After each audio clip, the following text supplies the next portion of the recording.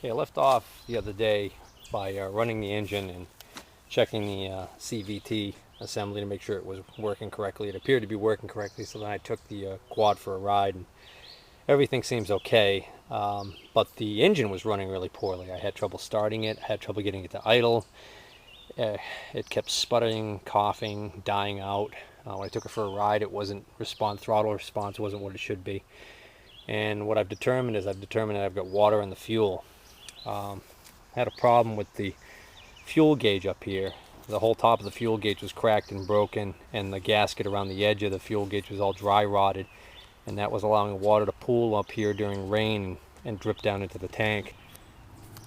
Alright, now I've drained the majority of the watered down fuel out of the tank, and did that by basically keeping it draining into the jar here. And while I was draining it, I shook the vehicle and lifted it up a little bit in the front to try and get as much fuel to slosh down to where it leaves the tank here and enter this jar. And you can see the results. You can actually still see that separation line there, fuel and water. So it was really contaminated. So now, to get every last drop out of this tank, there's a couple of things I could do. I could take the tank out and disconnect it and take it out and flip it over and get everything out that way. But then I still also want to deal with any water that might still try and be lurking in little voids and spots in the bottom of that carburetor bowl.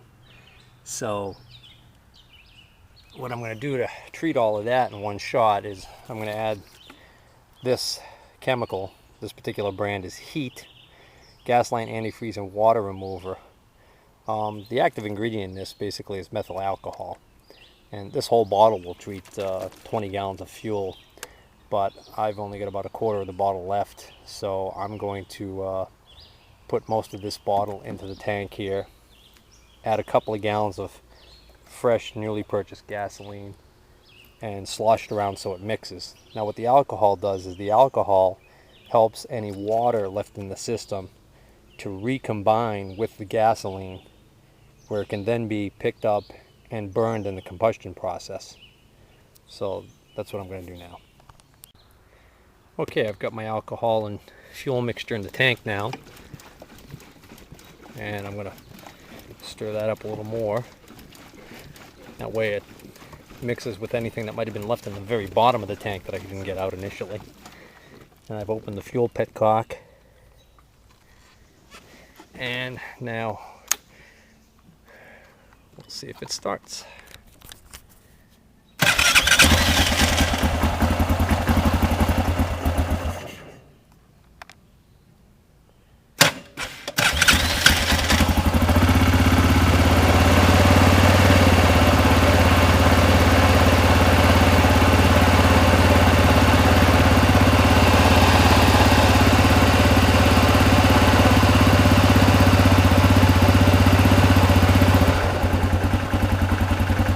Alright, now we get the choke off.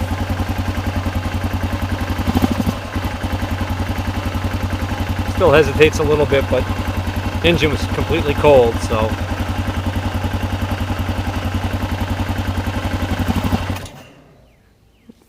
sometimes when it's cold, if you give it too much throttle too fast, it'll die on you.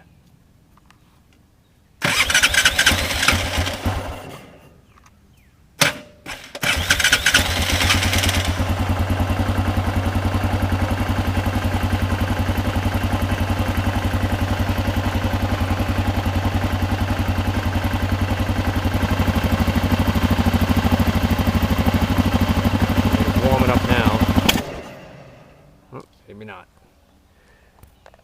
Yeah, it's been running for a couple of minutes now, and now the newer fuel mixture should have worked its way into the system well enough. It's also warmed up some. Choke's off. Got some decent throttle response. I put 4 screws in the cover temporarily here and take it for another test ride. I'll see if I can't do this while holding the camera a little bit.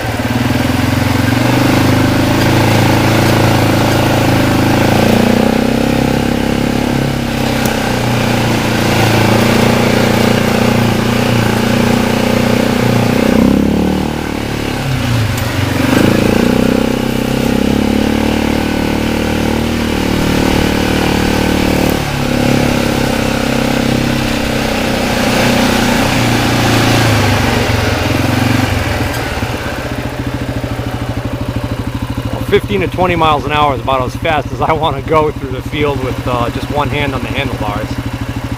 But idling good, good throttle response. I think we've got it licked.